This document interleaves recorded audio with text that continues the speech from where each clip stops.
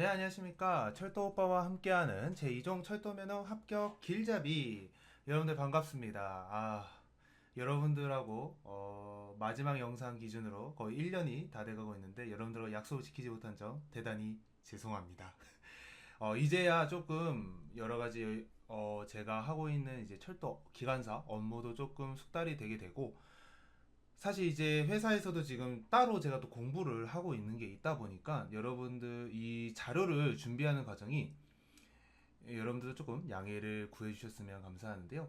제가 직접 PPT를 다 드래그를 한 다음에 여러분들이 보기 쉽게 자료들을 다 모으고 정리하는 입장으로서 시간이 생각보다 오래 걸립니다. 그래서 다른 이제 철도 관련된 면허 관련된 유튜버들 분들께서는 뭐 PDF를 띄우신다거나 아니면 직접 더 수작업을 하시는 분도 계시는데 저는 여러분들한테 PPT로 좀 더 쉽게 그리고 여러분들이 가지고 있는 교재만으로도 함께 체크하면서 메모하기 편하게 만들기 위해서 조금 시간이 걸린다는 점 여러분들이 양해 부탁드려 주시면 감사하고요. 이제는 계속 차근차근 여러분들하고 약속했던 것처럼 영상을 조금씩 계속 올려보도록 노력하겠습니다. 그래서 오늘은 여러분들과 함께 찾아온 견인장치 3장 견인장치로 여러분들을 이렇게 만나게 되었습니다. 특과 회로 여러분들 잘 들으셨나요?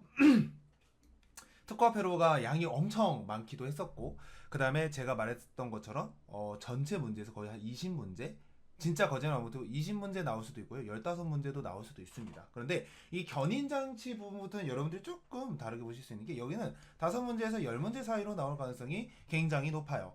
아무리 많이 나와도 10문제까지 안 나올 수도 있고요. 최소한 5문제 정도는 나올 만합니다. 왜냐면 약간 까리까리한 문제들이 조금 내기가 편하기 때문에 견인장치 파트에서 여러분들이 문제를 푸는 데 있어서 조금 더 신경 쓰면서 풀게 되면 합격하는데 좀 더 앞장설 수 있다라고 여러분들에게 말씀드릴 수 있겠습니다. 자, 오늘 이제 견인장치 목차는요. 개요, 견인장치 구성과 작용, 제어, 주변환 장치의 보호 작용과 복귀, 고장 차량의 차단 취급 이렇게 총 5장으로 구성이 되어 있고요. 자, 개요부터 한번 쭉 보도록 하겠는데요. 이 파트는 한 4차시로 나눠서 수업이 진행될 예정입니다. 그리고 전에 영상 찍은 시간대를 보니까 제가 막 1시간 반 찍고 이러더라고요. 저는 말하는 게 편하지만 여러분들이 1시간 반 동안 집중해서 영상을 보는 게 굉장히 어려울 수 있기 때문에 이번에는 조금 네 파트로 나누되 1시간 안으로 끝내려고 노력은 하겠습니다. 근데 1시간 안에 안 끝나더라도 철도 오빠 선생님 약속도 안 지킨다 이렇게 생각하지 말아주시고요. 여러분들이 더 알려주기 위해서 차근차근 알려주기 위해서 한다고 생각해 주시고 같이 따라와 주시면 감사하겠습니다. 네, 그러면 이제 개요부터 한번 보도록 하겠습니다. 개요 철도 차량용에 뭐 관련돼서 쭈쭈쭈쭈쭉 나오게 되는데요.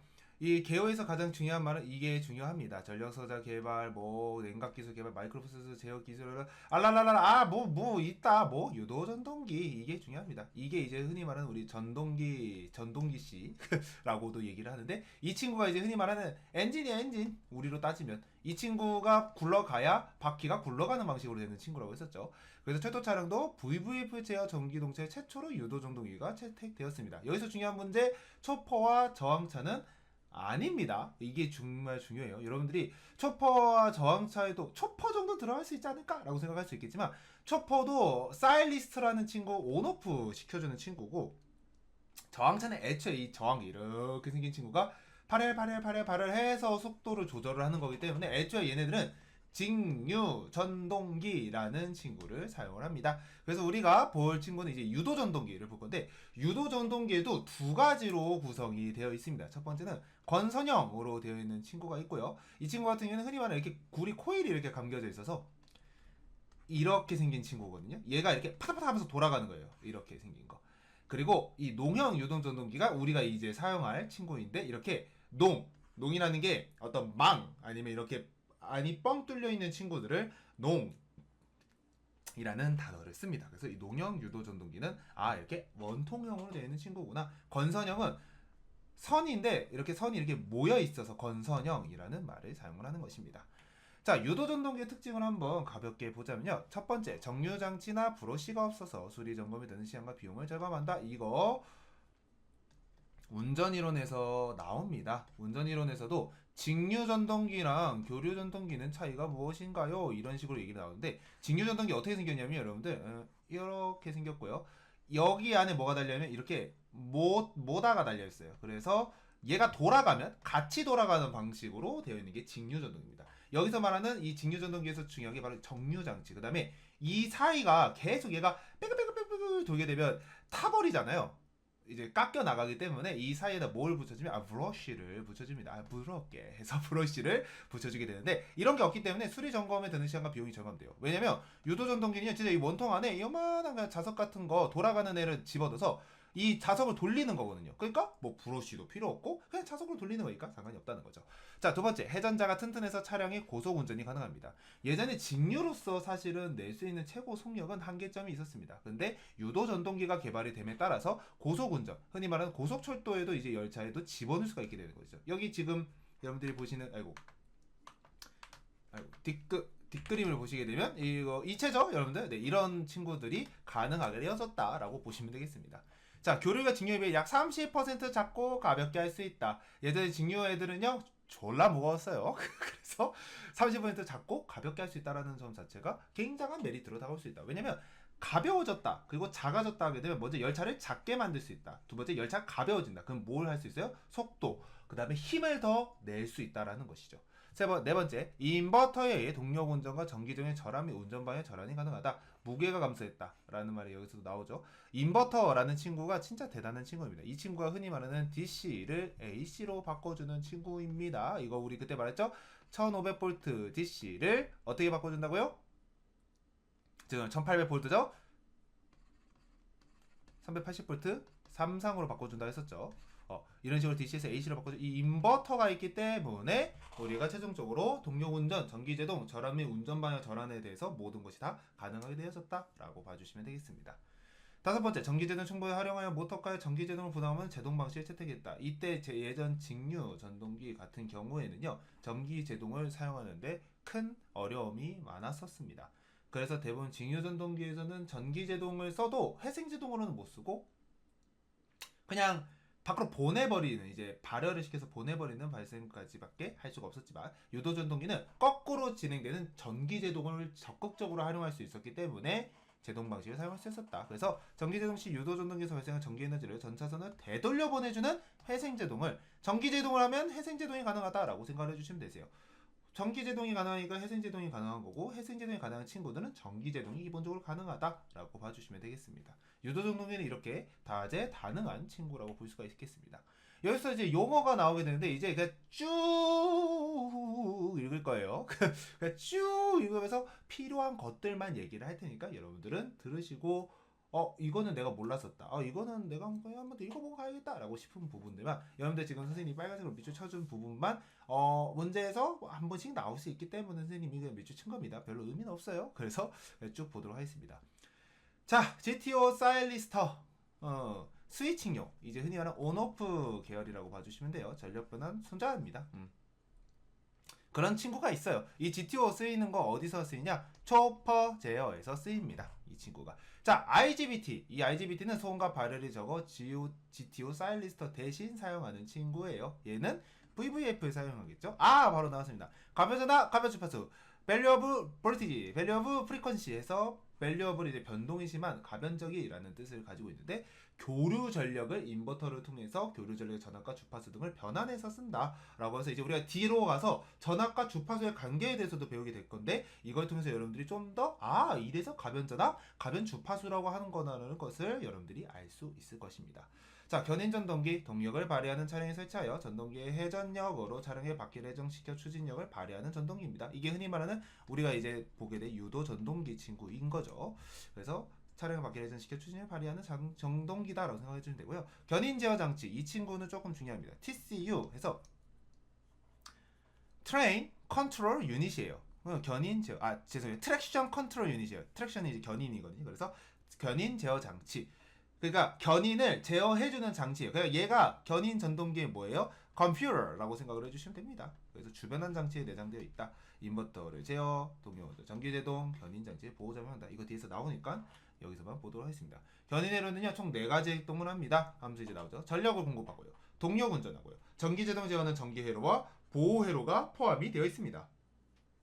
그래서 견인회로 기준은 주변 악기 2차 측, 우리 주변 악기 거의 요만한 친구 있었고 요만한 친구 있었죠. 여기서 여기까지가 우리 1차 측이라고 했었고 여기서부터 2차 측이라고 했었죠. 2차 측부터 뭐 K, AK 같은 접촉기, 컨버터, 인버터, 그 다음에 유도 전동기까지 이렇게 이 부분을 뭐라고 한다고요? 견인회로라고 합니다. 여기서 틀릴 수 있는 거 2차 측을 1차 측으로 바꿀 때도 있고요. 주변 장기에서 유도 전동기까지 근데 막 SIV 막 이딴 거 포함되면 견인회로에 포함이 안 됩니다. 네, 이것만 주의해 주시면 되겠고요. 차단기 라인 브레이커라는 친구인데요. 얘는 라인 흔히는 회로도의 브레이커 이렇게 끊어주는 친구입니다. 그래서 라인 브레이커에서 앞에 L만 따서 L1, L2, L3 있다고 썼었죠. 주회로 장치 여러분들 그리라고 했었죠. 그 친구들에 대해서 나오는 얘기가 여기 차단기를 말하고 있습니다. 동영운전 그냥 이건 자동차 D.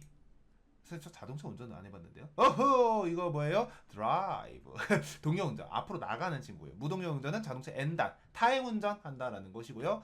역률에서 가장 중요한 이것만 기억하면 돼요. 유효전력 대 이론전력 뭐냐면 이론적으로 쓰는 전력 와트 분해 실제로 사용하는 전력 이게 역률이에요. 그게 뭐예요? 그러니까 효율이죠. 효율. 얼마나 힘을 쓰는 거에 되는 것이냐 해서 유효 전력으로 사용되는 비율로 입력되는 전체 전력에 대해 실제로 일을 하는 출력과의 비율을 말을 하는 것입니다. 그래서 역률은 뒤에서 나오는데 그냥 그런 거 있나 보다 생각하시면 되고요. 문제에서 안 나옵니다. 나오면 틀리세요. 전기 파트 문제이기 때문에 굳이 전기동차 구조에서 낼 게 없어서 그거 내겠습니까 여러분들? 그거 낼 수밖에 없으면 그 문제 낸 사람이 바보예요. 그래서 바보가 냈네 하면서 틀리시면 됩니다. 알겠죠? 전력 변화 소자 아까 제가 말했던 GTO, 사일러스, IGBT가 있고요. 예전 다이오드, 트랜지스터 이런 친구들도 있습니다. 다이오드는요 항방향으로만 흘려요 했을 때 선생님이 다이오드라고 했을 거예요. 트랜지스터는 뭐 이렇게 변환시켜주는 친구예요. 네, 뭐 그렇습니다. 전력의 변환 이거는 이제 저는 공급하고 뭐 어쩌고 저쩌고 해서 이제 전력을 변환시켜주는 장치로 이제 변압기, 주변압기 이런 거 말하는 거예요. 별로 없습니다. 펄스폭 변조 지금 다 붙였어요. 자, 펄스폭 변조 이렇게 생겼대요. 이게 뭐냐면요, 여러분들. 자, 이거 폭이 요만큼 이렇게 되는 거라 이렇게 가는 거랑 할 때 전압이 낮고 높은 거. 그러니까 전기를 얼만큼 더 주냐. 이게 전기를 준 시간 이게 전압이거든요. 그러니까 전압이 일정해도 전압을 준 그 시간이 길면 뭐예요? 전압이 높아진다 뭐 이런 뜻입니다. 별 의미 없죠? 자, 그래서 펄스의 폭 이게 펄스 폭탄이 아니라 펄스 알겠죠? 그래서 펄스 폭을 조절하는 친구. 필터 레이터는 이렇게 생겼습니다. 이거 뒤에서 나오는데 고조파가 전차선 이상 충격 전압을 흡수해주는 친구예요. 얘도 흔히 말하는 충전기인데 플러스 모두 해주냐면 얘가 이렇게 깎아주는 약간 필터도 역할을 해준다라고 생각을 해주시면 되겠습니다. 뭐가 많다. 자, 뭐 제어 회로 전환 스위치, 뭐 컨트롤 체인저 오버 스위치라고 되어 있는 친구도 있고요. 뭐 CDR, CIBM, 뭐 저저저 샬라샬라 이건 나중에 나오면 보도록 하겠습니다. 이거 다 나와요 뒤에. 그래서 보도록 하겠습니다. 다 나와요, 다 나와. 뭐 여기서 굳이 볼 필요 없는 게 뒤에서 똑같이 또 얘기할 친구들이기 때문에 여러분들이 그냥 이런가 보다 생각해 주시면 됩니다. 이런 게 있나 보다. 이 파트만 알아도 알죠? 그래서 보시면 되겠습니다. 자, 이제부터 여러분들하고 이제 전기의 법칙에 대해서 이제 배워볼 건데요. 전기의 법칙. 갑자기 우리한테 왜 전기의 법칙을 왜 설명을 하냐, 강요를 하냐라고 할 수 있겠지만 이 전기의 법칙이라는 친구를 알아두어야 여러분들이 문제를 풀 때 도움은 별로 안 돼요. 그렇지만 이게 무슨 법칙인지는 얘기를 할 수 있어야 여러분들이 문제를 풀 수 있으니까 그냥 우리가 대충 보자는 거예요. 자, 전기의 법칙에는 총 3개가 있습니다. 앙페르의 오른 나사의 법칙인데, 자, 손가락, 지금 자기 여러분들 오른손을 이렇게 엄지, RB100 해주세요. RB100, 따봉 이렇게 해주신 상태에서, 자, 이렇게 생각하면 돼요. 자, 전류의 방향은 뭐예요? 자력선의 방향이다. 이게 무슨 소리냐? 자, 전류의 방향은 자력선의 방향이다. 반대로 자력선의 방향이 이쪽이면 전류는 이렇게 돈다 이런 뜻입니다. 자, 이 친구는 뭐를 나타내기 위한 것이냐? 자기장의 방향을 쉽게 설명하기 위해서 사용하는 친구예요. 그래서 자기장의 방향이 전류가 이렇게 흐르면 얘도 이렇게 돈다는 거고, 만약 자기력선이 그럼 보세요. 자력선이 이렇게 돌면 전류의 방향은 어디로 간다는 거예요? 자, 자력선이 이렇게 가는, 자, 그러면 이거를, 자, 그림을 이렇게 볼게요. 자, 지금 보시면, 이건 이렇게 설명을 했는데, 자, 이거에서도 설명이 가능해요. 자, 자력선의 방향이 이렇게 가잖아요. 그러면 엄지를 이렇게 듭시다. 그러면 자, 그러면 이렇게 되겠죠? 자, 그러면 전류의 방향은 이렇게 도니까 이렇게 가는 거예요. 응? 이해되시죠? 그러니까 N극의 자력선 방향을 이렇게 잡으면 전류의 방향이 이렇게 된다는 것이죠. 그래서 이거 뭐 앙페르 오른손 나사각 법칙은 한쪽을 잡으면 한쪽이 반대가 된다고 생각하면 돼요. 전류의 방향을 알았어요? 그러면 한쪽은 자력선이 되는 거고, 자력선 방향을 알았어요? 한쪽은 전류의 방향이 된다는 것입니다. 어렵지 않죠, 여러분들? 그래서 전류의 방향, 자력선의 방향 여러분들이 뭐 그냥 기억을 해주시면 됩니다. 그래서 오른 나사의 회전 반경으로 자기장이 진행이 된다 라고 보시면 되겠습니다. 그래서 여기서 이제 중요한 것은 아까 제가 말했던 거죠. 자기장 방향을 쉽게 설명하기 위해서 하는 거다. 네, 자 이제 전기의 법칙 플레미의 법칙에 대해서 배워볼 건데요. 회전력과 자기장의 방향을 알 때 정자 유도로 생기는 요도 전류의 방향을 표시하는 오른손 법칙과 자기장이 작용하는 공간에 도체를 놓고 그 도체에 전류를 흐르게 하면 자기장에서 도체에서 생기는 자력선에 상호 방향을 작용하는 힘 방향을 표시하는 왼손 법칙이 있다, 오른손 법칙이 있다 이렇게 하는데, 자 플레밍의 왼손 법칙, 오른손 법칙은 전부 다 똑같이 힘의 방향이 엄지로 잡히면 자기장의 방향은 검지, 전류의 방향은 중지로 간다. 그래서 왼쪽은 전동기와 관련된 친구예요. 흔히 말하는 우리 돌리는 친구. 뭐다? 모터. 오른쪽은 발전기입니다. 그래서 얘는 회생제동할 때 쓰는 거고, 얘는 역행할 때 쓴다고 생각해 주시면 되겠죠. 그래서 어떻게 외우냐? 좌전 우발 이렇게 외우시면 됩니다. 다시 좌전 우발. 왼쪽이 전동기, 오른쪽이 발전기입니다. 뭐 왼전 오발 이렇게 해도 되는데 어렵잖아요. 그래서 좌전 우발이 좀 더 외우시기 편하실 겁니다. 그래서 힘의 방향을 이렇게 잡고 할 때 전자 유도로 생기는 유도 전류의 방향을 이제 표시하는 거예요. 여러분들이 자기장의 방향인 걸 알 때. 그래서 중요한 게 오른손은요, 회전력, 힘의 방향과 자기장의 방향을 알면 전류가 어디로 생기는지 알 수 있고요. 그 다음에 전류를 흐르게 하는 도체와 자력선의 상호 방향하는 회전력의 방향을 표시하는, 즉 자기장과 전류의 방향을 알면 힘의 방향을 알 수 있는 친구, 이게 바로 오른손의 법칙일 때 사용하는 발전기 원리일 때 사용하는 친구입니다. 그래서 플레밍 법칙에서는 왼쪽은 전동기, 오른쪽은 발전기, 좌전 우발 이 두 가지를 기억을 해주시면 되겠습니다. 그래서 나오는 거고요. 자, 렌츠의 법칙입니다. 렌츠의 법칙은요, 자속의 증가를 방해하는 방향으로 그 전류가 발생한다라는 겁니다. 렌츠에서는 이 방해한다라는 단어가 굉장히 중요해요. 방해한다라는 단어가 나오면 무조건 렌츠의 법칙이 사용되었구나라고 생각을 해주시면 되는 거예요. 그래서 렌츠의 법칙은 전자 유도로 코일에 생기는 유도 전류는 자석에 의한 자석의 증가를 방해하는 방향으로 발생을 한대요. 그래서 이 자석, 자 보세요. 자석을 집어넣습니다. 그러면 가상의 자석을 생각하면 돼요. 반대로 밀어내는 힘이 생기는 거니까. 자 보세요. 반대로 밀어내는 힘. 이쪽으로 힘이 생기죠?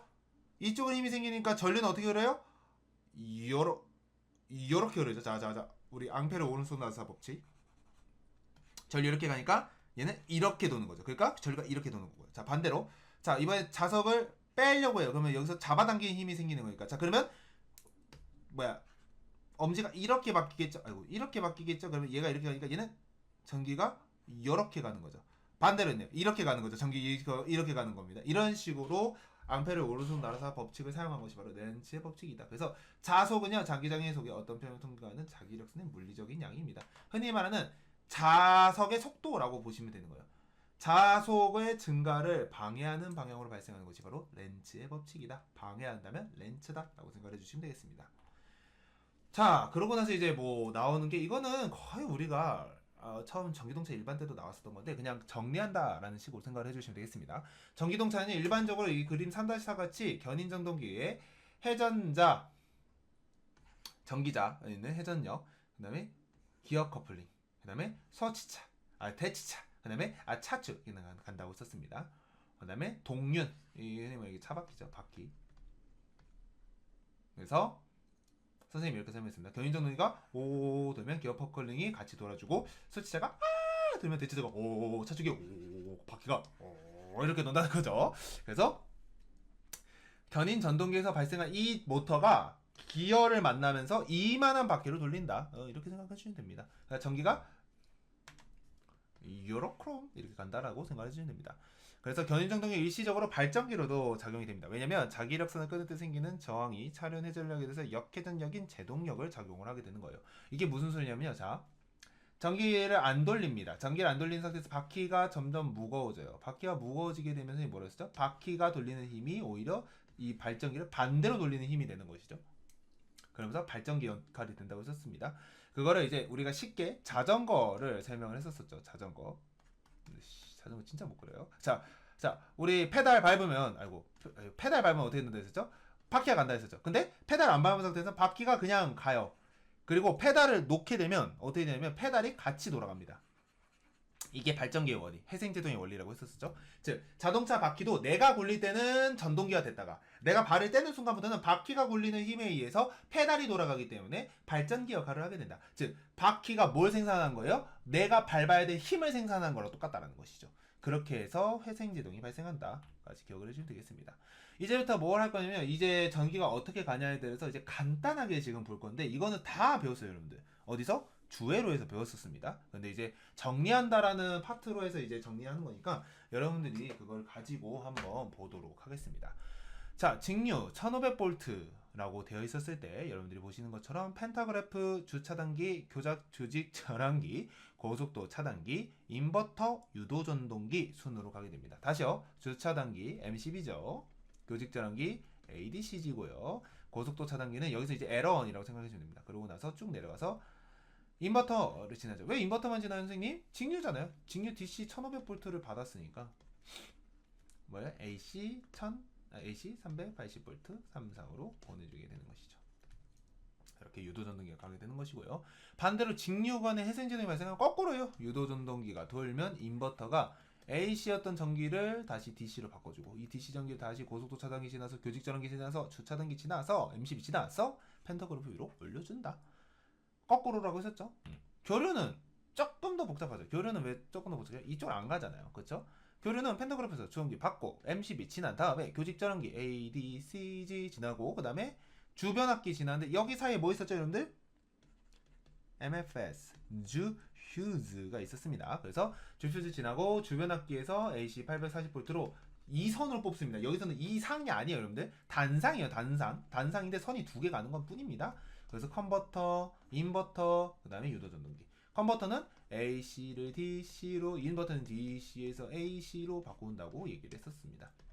이거 왜 바꾼다고 했었죠, 여러분들? 앞에서 설명을 했었는지 선생님이 기억이 안 나는데 다시 한번 더 설명을 드리자면, 자, 이 유도전동기라는 친구는 내가 힘을 조절을 해야 돼요. 힘을 조절하는 데 있어서 DC라는 친구를 그냥 대충 전기로 해서 쓰는 거랑 AC로 해서 돌리는 거에서의 차이점은 AC 유도전동기는 이따가 뒤에서도 배우겠지만 주파수와 전압에 따라서 힘의 차이를 둘 수가 있습니다. 그렇지만 DC는 그럴 수가 없어요. DC는 그냥 힘이 졸라 세면 졸라 센 거고 힘이 약하면 졸라 약한 것 뿐입니다. 그렇기 때문에 AC로 바꿔주는 과정을 써야 되는데, 자, 지금 들어온 AC는 단상입니다. 단상 뭐예요? 상이 하나. 그렇지만 우리 주파수는 이거 선 하나로만 결정되는 게 아니라 3상, 즉 선이 3개에 따라서 주파수의 그 비율을 바꿀 수가 있기 때문에 유도전동기를 쓸 때 이런 식으로 굳이 컨버터 다음에 인버터를 바꾸는 이유가 있는 것입니다. 이건 뒤에서 여러분들이 이제 배우게 되면 이래서 바꾸는구나 하고 선생님이 한 번 더 설명을 해드릴게요. 회생제동은 거꾸로 가시면 됩니다. 인버터가 컨버터 역할을 하는 거고 컨버터가 인버터 역할을 한다고 생각하면 돼요. 왜요? AC에서 DC로 바꾸고 얘는 DC에서 AC로 바꾸는 거예요. 얘네들은 한 방향으로 바꾸는 게 아니라 양방향으로 다 바꿀 수가 있습니다. 그래서 이제 바뀌는 방식이 여러분들 항상 그렇게 생각하세요. 컨버터는 AC에서 DC로 바뀌어. 인버터는 DC에서 AC로 바뀌어. No. 회색 종류에 따라서는 거꾸로도 바뀝니다. 그래서 인버터가 컨버터 역할을 하고 컨버터가 인버터 역할을 한다. 이런 식으로 우리가 외우는 이유는 뭐예요? 우리가 한 방향으로 외워서 그래요. 그렇지만 애초에 원래 이 인버터랑 컨버터라는 친구는 뭐예요? 거꾸로도 바꿀 수 있다라고 생각하시면 되시고, 주변압기, 교직 전환기, MCB, 펜타그래프, 그 다음에 전차선으로 위로 올라가게 됩니다. 이 과정을 다시 한번 더 설명하는 이유는 이제 이 뒤부터는 뭘 배울 거냐면요. 열차가 동력 운전을 할 때, 열차가 기동을 할 때, 흔히 말하는 우리 열차 기동한다라는 표현 쓰죠. 열차를 살릴 때, 열차가 움직일 때 전기가 어떻게 가는지에 대해서 이제 완전 그냥 사지를 찢듯이 할 거예요. 그렇기 때문에 간략적인 것을 보지 않는다면 자세히 들어가면 안 보이거든요. 그래서 먼저 숲부터 봤다 생각해 주시면 되겠습니다.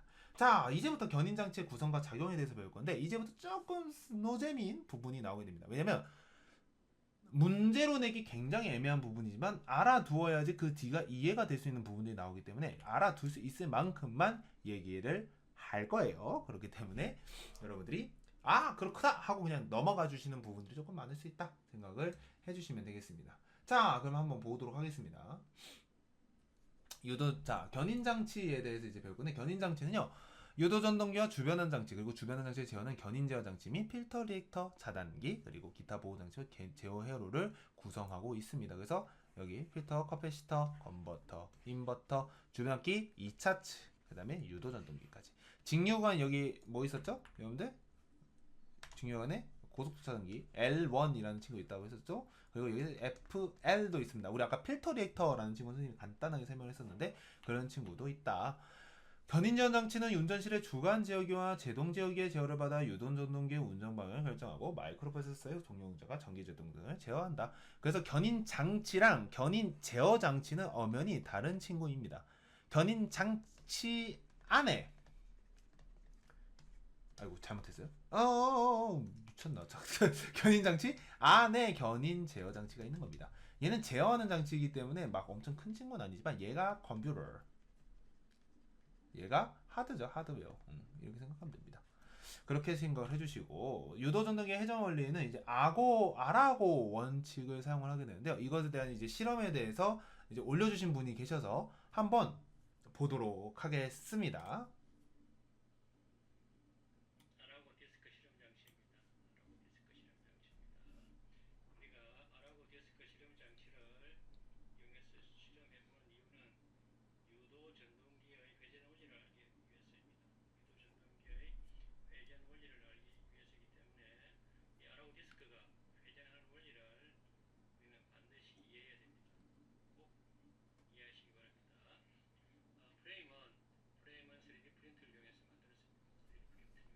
조금 넘어가도록 하겠습니다.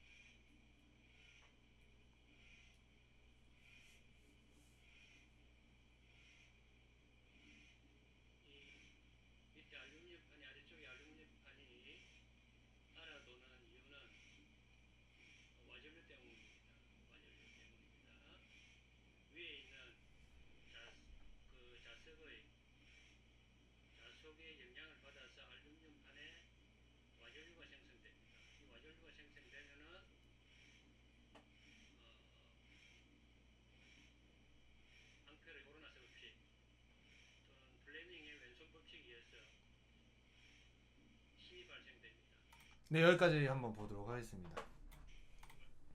유도전동기 회전 원리 여러분들 이 아라고 원판에 대해서 이제 얘기를 하는데 여러분들한테 아무리 이 그림으로 설명하는 것보다 여러분들한테 영상을 한 번 더 보여드리는 게 좀 더 설명하시는데 좀 더 좋을 것 같아서 여러분들한테 영상을 보여드렸고요. 이제 선생님의 재미없는 설명으로 가도록 하겠습니다. 유도전기 회전 원리는요 아라고 원판으로 설명을 하게 됩니다. 이게 뭐냐면요, 그러니까 아까 우리 자석 돌렸잖아요. 그때 원판도 같이 돌아갔죠. 이게 그냥 아라고의 원리입니다. 아라고 원판의 원리인데 회전축을 중심으로 회전이 가능한 동원판에 연고 자석을 맞대고 회전시키면 동원판이 따라 도는 현상을 나타내는 거예요. 그래서 이 연고 자석이 움직이면 뭐 이렇게 회전이 가서 이렇게 돈다라는 얘기를 하는 건데, 이 유도된 전동 전류의 방향은 이 검은색 방향으로 이제 전류가 되는. 왜냐면 이거 플레밍의 이거 왼손 법칙입니다. 여러분들 이거 잘 보면 왼손이에요. 왼손 법칙에 따라서 힘이 이렇게 가잖아요. 연고 자석이. 그쵸? 자석이 회전하는 방향으로 힘이 가니까 전류가 이렇게 가고, 그렇기 때문에 자기장의 방향이 이쪽으로 가기 때문에 전류가 이쪽으로 가게 되죠. 그렇기 때문에 전류가 이렇게 가게 된다는 것은, 죄송합니다. 선생님 잘 설명을 잘못했어요. 자, 와전류라는 친구가 생기게 되면서 전류 방향이 이렇게 가죠. 그러면 전류가 이렇게 가니까 자기장은 이렇게 가고 힘이 이렇게 가기 때문에 자석이 이렇게 돌리고, 그 다음에 원판도 같이 힘을 받고 돌아가게 된다는 것이죠. 이해 안 되셨죠? 이해 안 되시면 돼요, 여러분들. 그러니까 간단하게 보면 뭡니까? 자석을 돌렸더니 원판이 같이 돌아갔다는 겁니다. 떨어져 있는데. 왜? 뭐 와전류라는 친구 때문에 플레밍의 왼손 법칙, 렌트, 그 다음에 앙페르의 오른나사 법칙에 따라서 전류의 방향이 결정됨에 따라 힘이 작용이 돼서 원판이 그냥 떨어져 있는데도 돌아가게 됐다는 것이죠. 그것이 바로 유도전동기의 회전 원리예요. 이거만 알아두시면 됩니다. 유도전동기의 전기제동의 원리는 반대로 생각을 해주시면 됩니다. 자, 뭐가 발생하냐면 이제 여기서 조금 슬립이라는 개념이 생기는데, 마이너스의 슬립이 생기게 됩니다. 무슨 소리냐? 자, 보세요. 회전했을 때 연고자세 회전 속도를 늦춰요. 자, 늦추게 되면 원래 이 와전류라는 친구는 방향이 이렇게 갔었던 친구였는데, 자, 늦어지니까 원판은 돌려고 하지만 자석은 그거에 비해서 조금 더 적게 돌리게 되죠. 그렇기 때문에 어떤 현상이 발생하느냐, 거꾸로 백을 해버리는 거예요. 전류가. 자, 거꾸로 백을 합니다. 자, 그러면 전류가 선생님 그림을 어쩔 수 없이 이렇게 했는데, 거꾸로 백을 합니다. 그거 어떻게 돼요?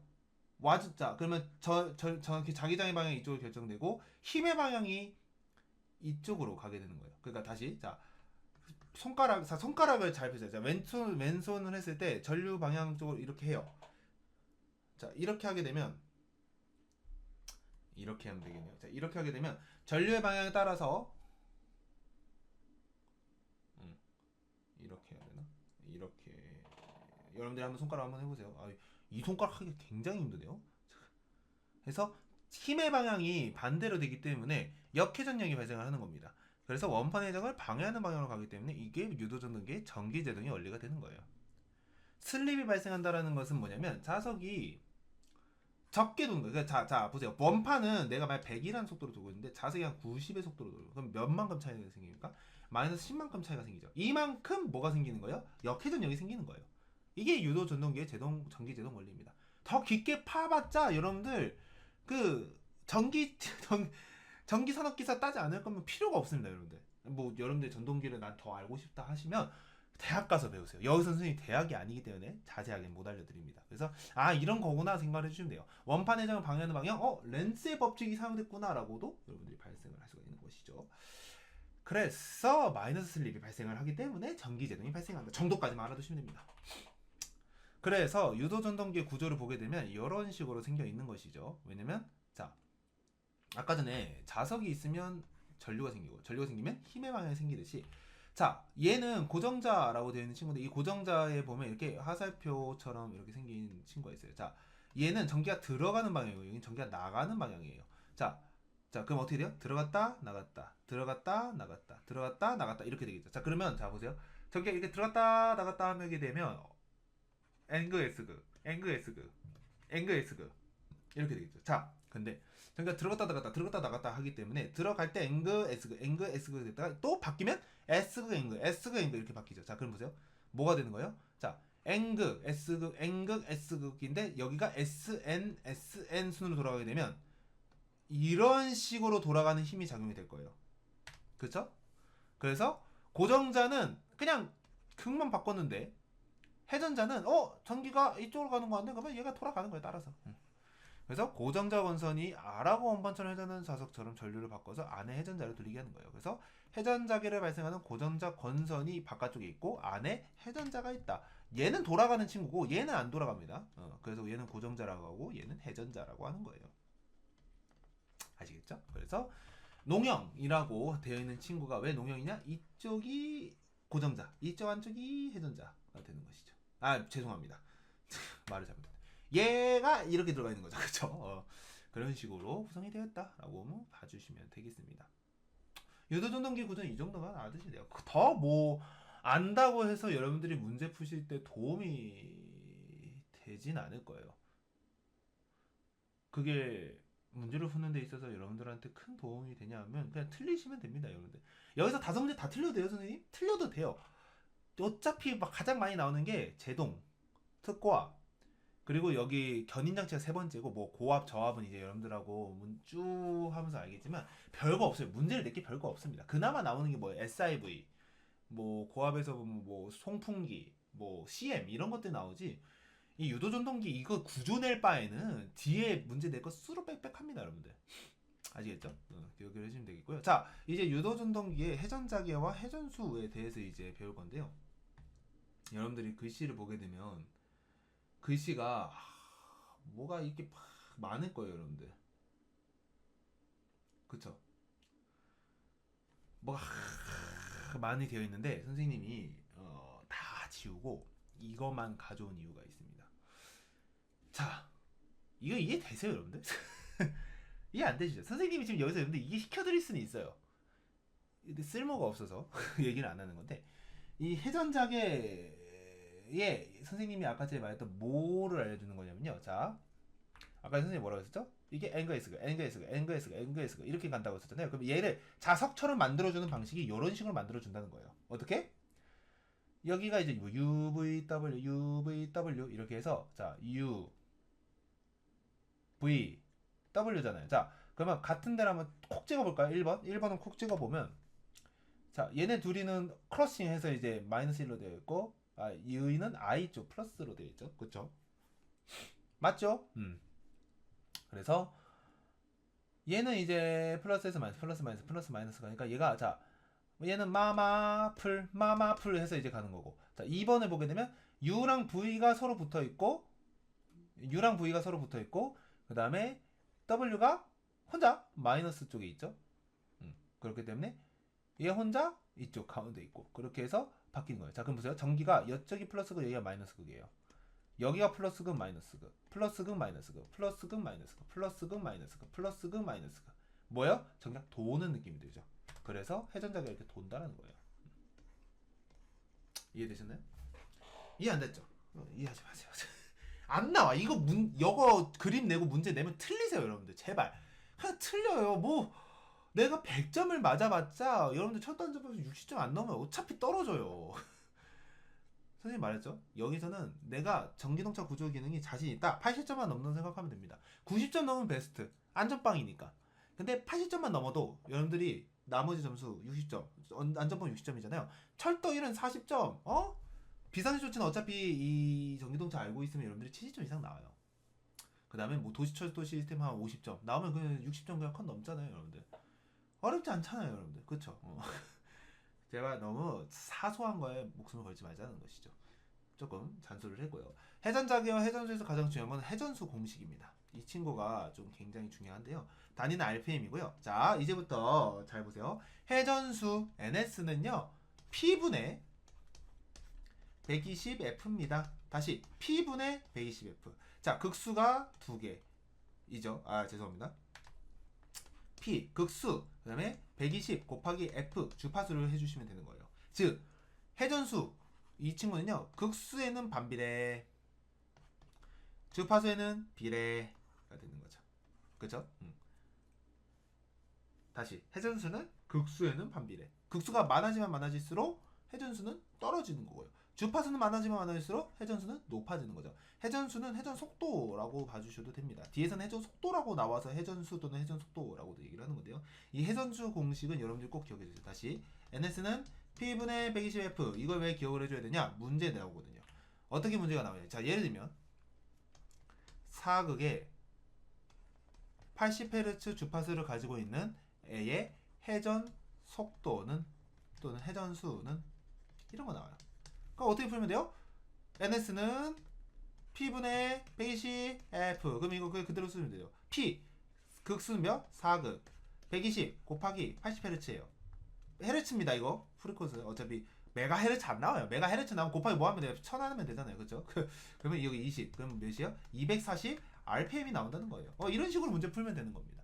이런 식으로 나오고요. 여러분들이 애초에 기초적 어떻게 나오면 자 이렇게 나와요. 자, 4극일 때의 회전 속도와 6극일 때 회전 속도 중 누가 더 회전 속도가 빠른가? 4극이죠. 왜냐?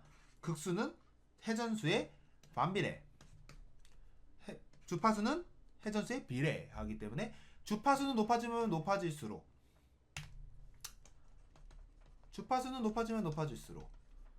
회전수는 자연스럽게 증가하는 거고요.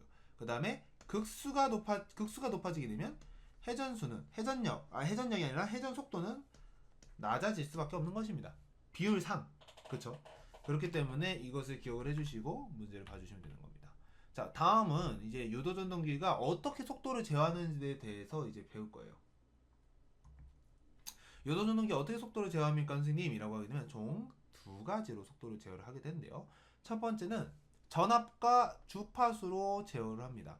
글씨 선생님이 졸라 많이 써놨는데 뭔 소리인지 모르겠죠. 자, 그래서 이제 두 번째 외워야 되는 공식이 하나 나와요. 자, 회전력 토크라고도 하고요. 선생님 토크라는 말을 더 좋아해요. 터킹 어바웃이 아니라 토크는 마력 단위 쓸 때 쓰는 거예요. 우리 이거 100마력이야? 1000마력이야? 뭐 1000pm이야? 6000cc야? 이런 거 얘기할 때 배기통수 얘기하잖아요. 그런 것처럼 회전력이 가장 중요한 자동차, 열차에서도 가장 중요한 것에 작용을 하게 되는 것이죠. 회전력이 커야 열차가 끌 수 있는 거고 속도를 낼 수 있는 거잖아요.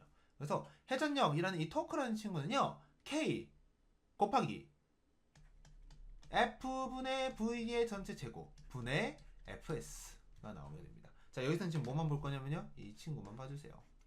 K상수 신경 쓰지 마세요. 이거 필요 없어요. 상수예요, 상수. 의미 없어요. 우리 어차피 회전력과 관계를 보기 위해서 그런 겁니다.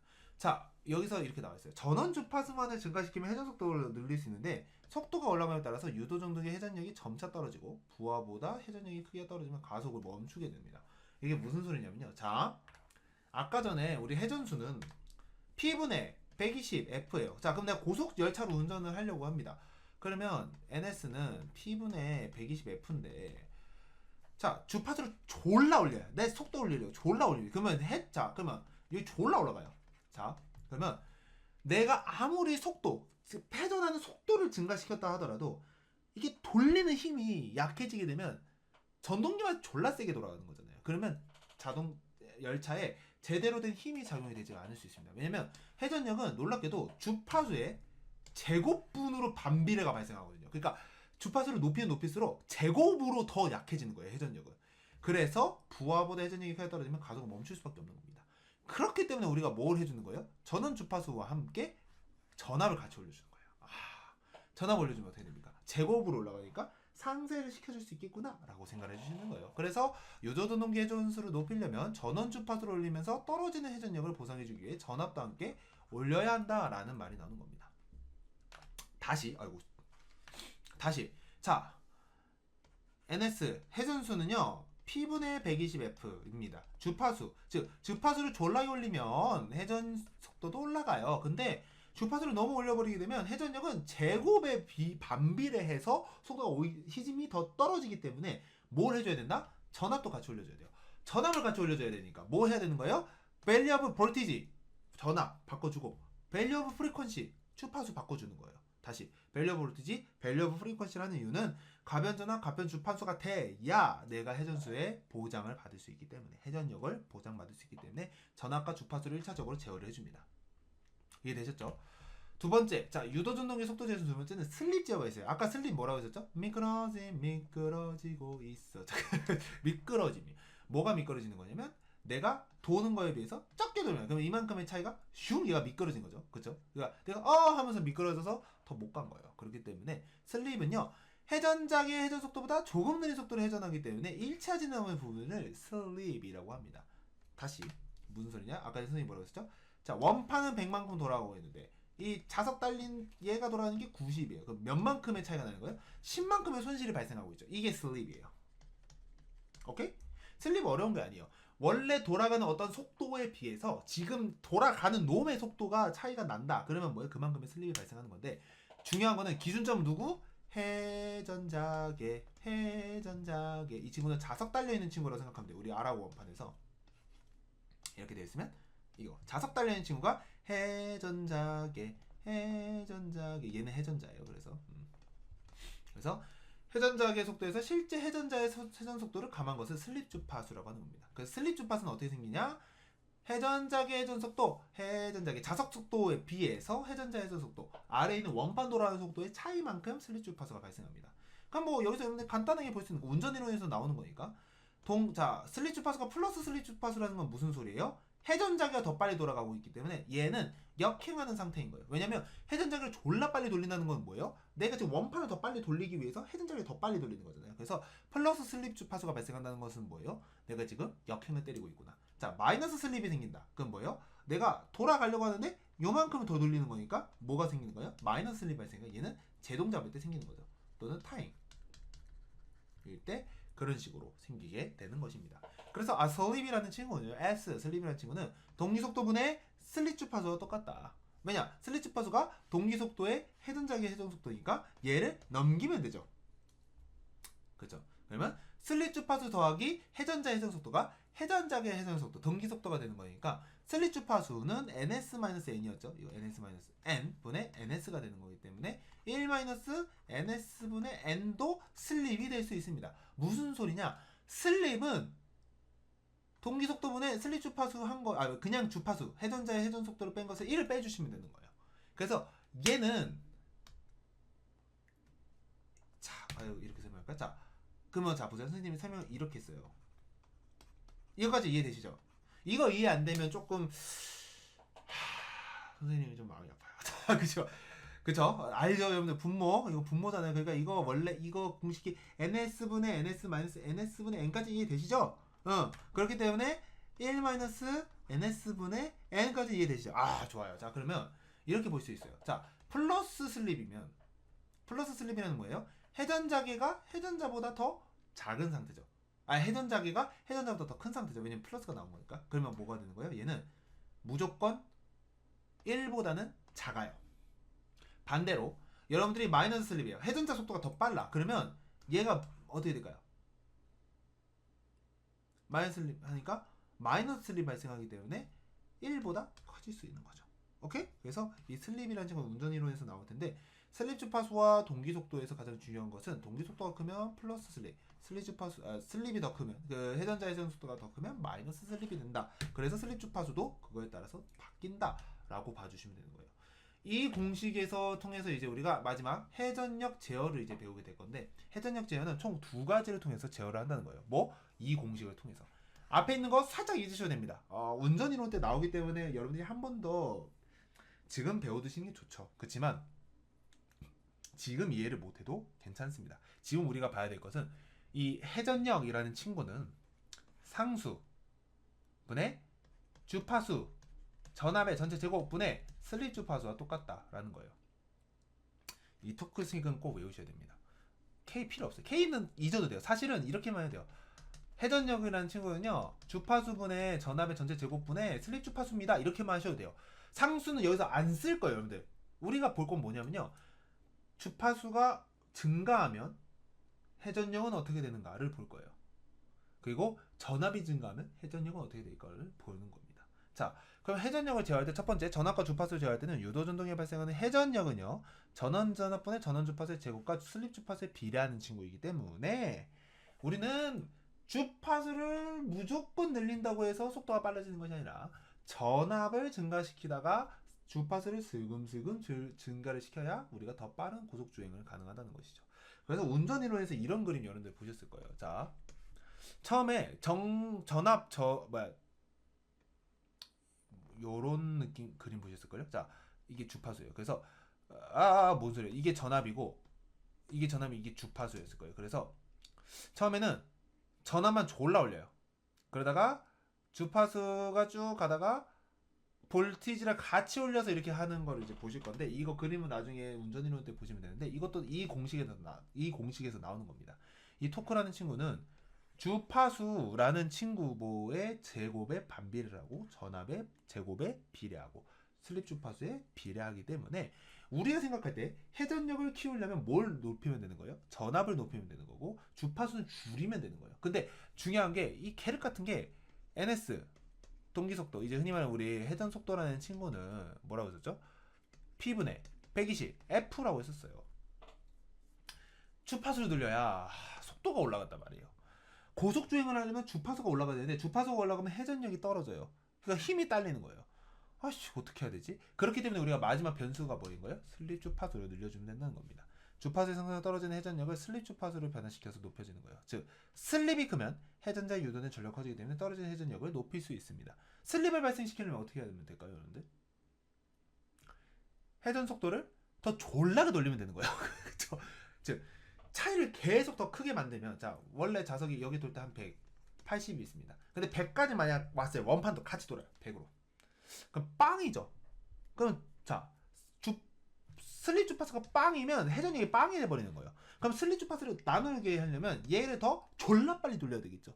졸라 빨리 돌려야 되니까 뭐야? 주파수를 늘리게 되면 자연스럽게 슬립 주파수도 변할 수밖에 없게 된다는 것입니다.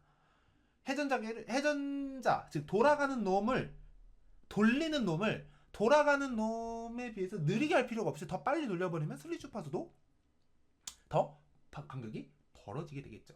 그렇게 해서 회전력을 제어를 하는 겁니다. 그래서 우리 두 가지 공식 꼭 기억을 합시다. 첫 번째, 회전수 공식. 주파수의 비례, 극수의 반비례합니다. NS는 P분의 120F다.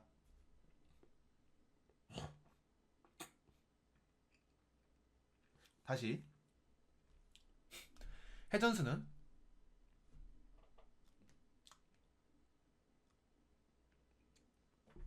회전수 NS는 P분의 120F다. 극수분의 주파수. 회전력 공식은 T, 회전력의 친구는 K 상수 빼더라고 했었죠? 전압의 제곱에 비례하고 주파수의 제곱에 반비례하고 슬립 주파수에 비례합니다. 그렇기 때문에 전압을 먼저 막 올려주고 그 다음에 주파수를 올리면서 회전수를 누르는 상태에서 힘을 더 보충하려면 뭐 하는 거예요? 더 빨리 돌려버리면 슬립 주파수가 증가를 하게 되기 때문에 회전력이 빨라지게 회전력이 더 세지게 됩니다. 그래서 고속주행이 가능하다. 이 두 가지 공식을 꼭 외워주셔야 그 뒤에서 여러분들 문제 푸실 때 어렵지 않을 것입니다. 오늘 내용에 대해서 이제 전체적으로 한번 정리를 한번 해보도록 하겠습니다. 첫 번째, 우리가 오늘 배웠던 건 견인장치에 대해서 배우게 되었는데요. 이 견인장치라는 친구들 총 두 가지로 나눠져 있었습니다. 첫 번째, 주변환 장치. 그리고 견인 제어 장치 이렇게 나눠져 있었죠. 그래서 얘는 TCU라는 친구가 있었고 주변환 장치는 MT 2차 측부터 유도 전동기까지 있었습니다. 그리고 뭐 우리 뭐 용어 약어 있었는데 이거는 패스. 자 그러고 나서 우리가 또 봤었던 게 이제 유도 전동기의 원리를 배웠었죠. 유도 전동기는 원리를 배우는 뭐 전기의 법칙 세 가지 있었죠. 앙페르의 오른손 나사 법칙, 앙오나. 그래서 이렇게 생긴 친구가 있었고 이쪽이 전류의 방향이면 얘가 자기장의 방향이다 라고 했었습니다. 그 다음에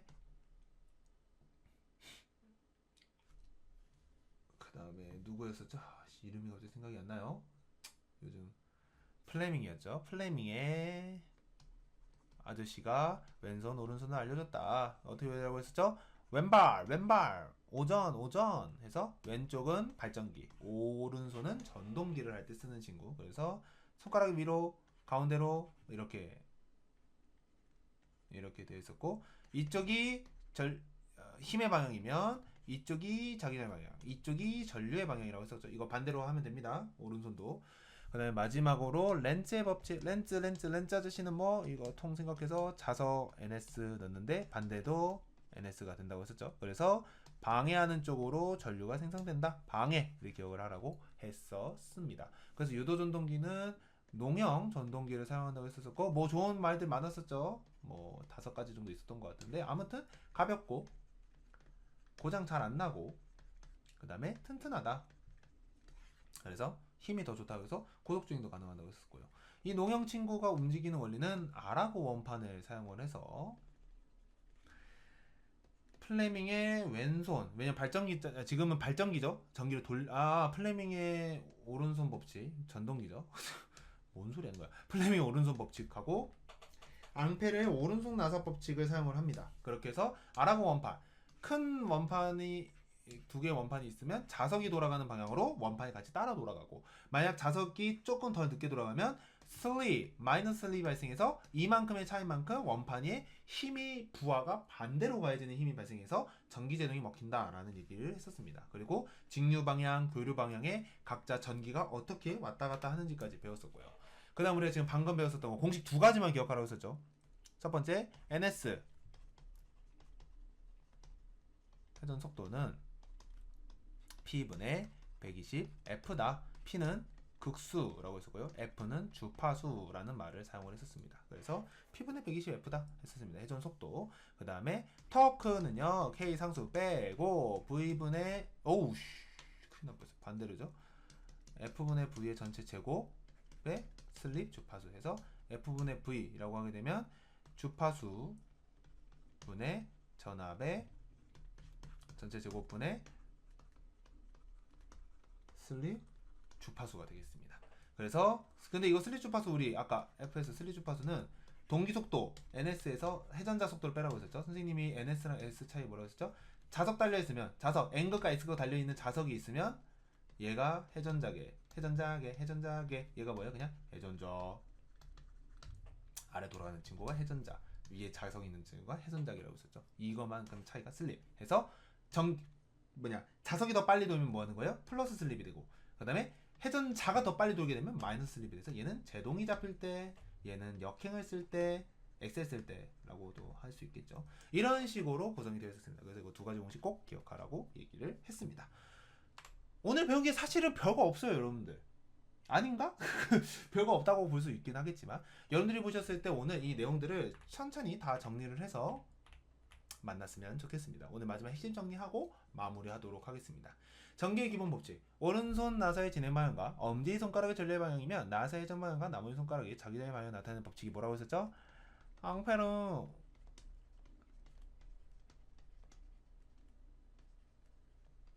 앙페르의 오른손 나사 법칙이라고 했었죠. 여기는 오른 나사의 법칙이라고 되어 있는데 오른손 나사, 오른 나사의 법칙이라고 되어 있고요. 그렇죠. 자속을 변화시키면 전자 유도에 의한 유도기 전력이 발생한다. 유도기 전력의 방향을 구하는 것이 유도기 전력의 방향을 구하는 것이 뭐라고 되어 있어요? 여기는 렌츠의 법칙. 여기서는 이거 굳이 이렇게 설명을 했었어야 되나 좀 아쉽긴 하네요. 유도기 전력이 이렇게 하면 돼요. 방해하는 힘이라고 해볼까요? 우리 이거? 방해하는 힘이 생기는 거예요. 그래서 유도 기전력의 방향을 구하는 것이 렌츠의 법칙이다. 지금 그 법칙에 대해서 얘기를 하는 것이죠. 그래서 여기 보면 플레밍의 오른손 법칙이죠. 발전기니까 자전우발 이렇게 해서 자전우발 왼쪽이 전동기, 오른쪽이 발전기에서 플레밍의 오른손 법칙은 발전기 원리라고 했었고요. 자, 뭐뭐는 유도 전동기 주변화 장치, 제어 장치 그리고 피터리터 차등기 기타 보호 장치로 구성되어 있다. 견인 장치라고 했었습니다. 뭐뭐는 원판 회전 원리는 자석에 회전하면 원판의 자속도 변화한다. 이거 뭐라 했죠? R하고 원판의 회전 원리라고 했었습니다. 자, 유도 전동기 회전수 제어 방법은 전원 주파수를 이용해서 전압도 함께 올려준다. 이를 무슨 제어라고 하죠? VVVF 제어라고 했었죠. Variable voltage, variable frequency. 대충 썼어요. VVF 뭐죠? 이거 말이 갑자기 가변전압, 가변주파수 제어라고 했었죠. VVF. 네, 그렇게 했었고요. 이렇게까지 해서 오늘 전 이제 마무리하도록 하겠습니다.